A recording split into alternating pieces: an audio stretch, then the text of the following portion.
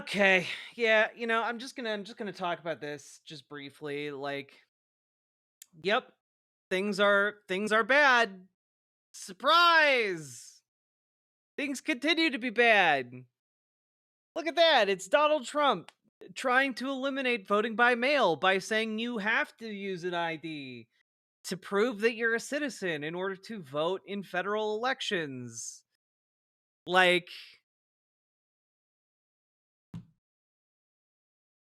this is basically his long-term goal to like eliminate voting, mail-in voting.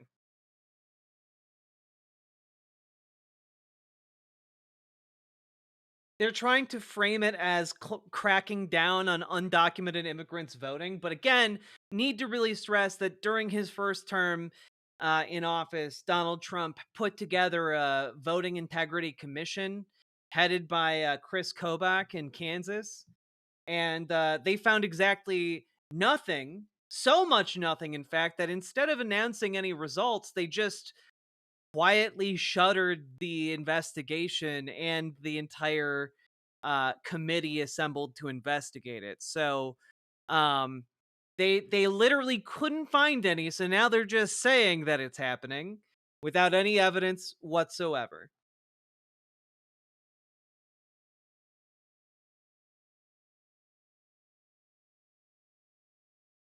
And I just want to say, like,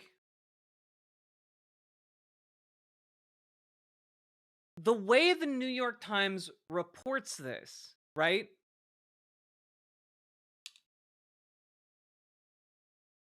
Chat, do you think that from the phrasing Trump signs order calling for citizenship proof to vote in federal elections, do you think that what do you surmise from that?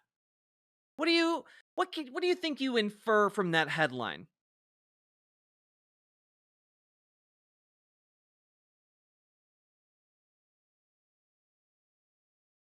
I mean, you got to exercise some of that media literacy muscle in your brain, okay? Make I extra person at the door. Um, define proof of citizenship first. That it carries any legal weight. That is the correct response because when you read the New York Times publishing an article that says Trump signs order calling for citizenship proof to vote in federal elections, well, that would seem to imply that Donald Trump has authority over federal elections and how states conduct federal elections. The president does not, in fact, have that authority. There is no legal way you can possibly wrangle that the president of the United States can change how states administer voting. That is a state's question. States vote on that. States implement how elections run. And this article makes it seem like Donald Trump can just change it with the wave of a pen, and he cannot, in fact, do that. And one of the things that I am just so furious about when we talk about these New York Times articles, these mainstream media pieces, is the constant sane washing of Donald Trump and his rhetoric and like the things that he's doing. And like, no, in fact, he can't just do this. The correct headline here would be that Donald Trump attempts to seize power from the states to rewrite how elections work. Attempts to illegally seize power from the states in an attempt to change how elections work. And like, that's not what it is being reported here.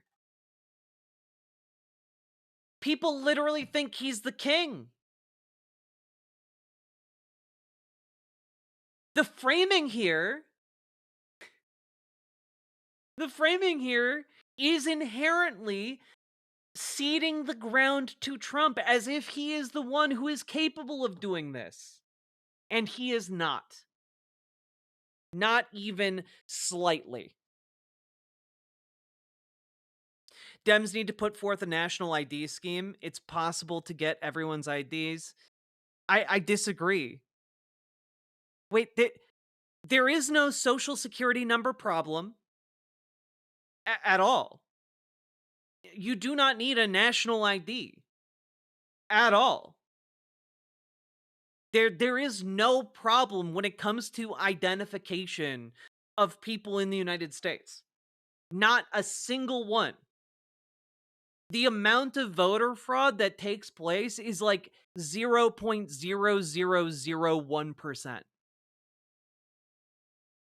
It is not something we need to concern ourselves with. The entire reason conservatives keep harping on about voter IDs is because that rhetoric was bought and paid for by for-profit prison lobbyists.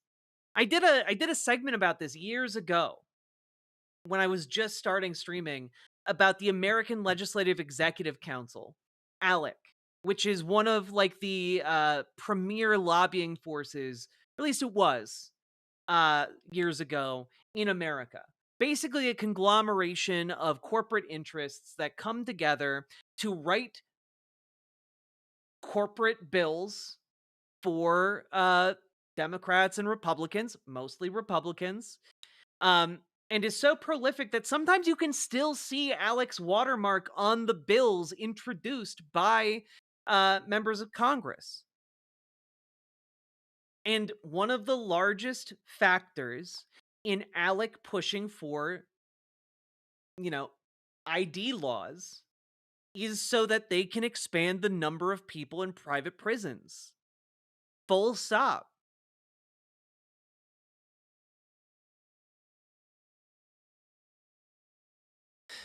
So, like, voter fraud is not an issue. If voter fraud is rare, how did Donald Trump win? More people voted for him in states. That's how he won. That like Donald Trump won the election because Democrats fucked it up. They alienated the working class by not supporting working class economic policy, you know? Like but okay. Oh my god. Thank you for the tone quotes. Um it all I'm saying is that there's a reason why working class voters did not turn out en masse for Democrats, and it's not because Democrats support trans people. It's not because Democrats support, DEI. It's not because of any of that. Working class voters did not turn out for the Democratic Party because their economic policies were being written by one of the executives at Uber. Okay, that's fundamentally why. That all of the messaging that was anti-corporatist, pro-working class was muzzled during that campaign, and honestly, that fucking tanked them. On top of the fact that they did not condemn a genocide. They did not promise to work against the genocide. So like it was the Democrats' election to lose, and they in their arrogance lost it.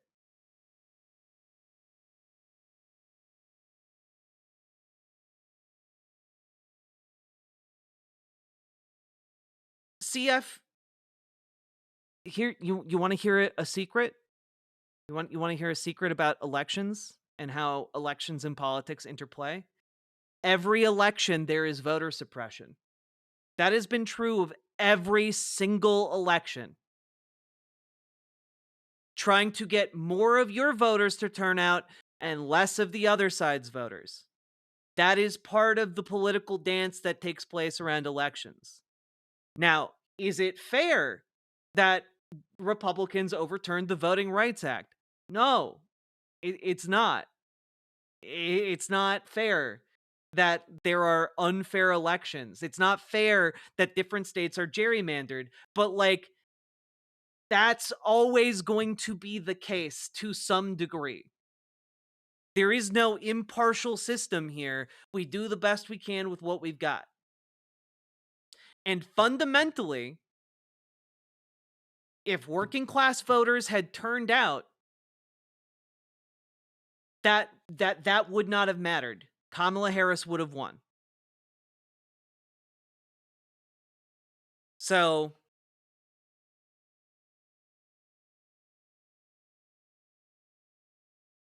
it is not when people are saying, millions of votes were suppressed. That's true.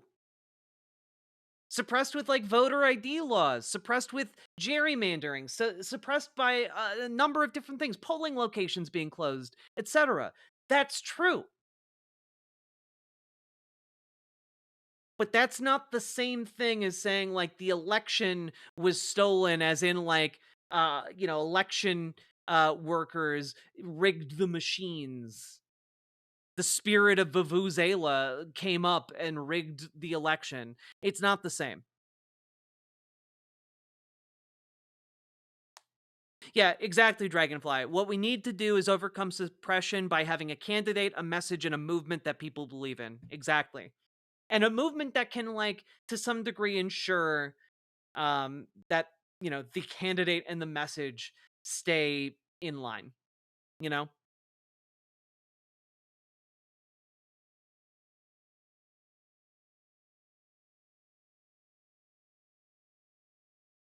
And Glitchy X6, very good point. Less than 30% of voting age citizens voted for Trump. True.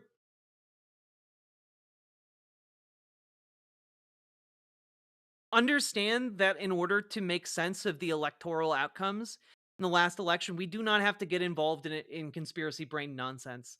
It's actually much simpler than, like, a convoluted scheme by election workers to rig the machines. And it's simply that the Democrats lost the faith of the working class.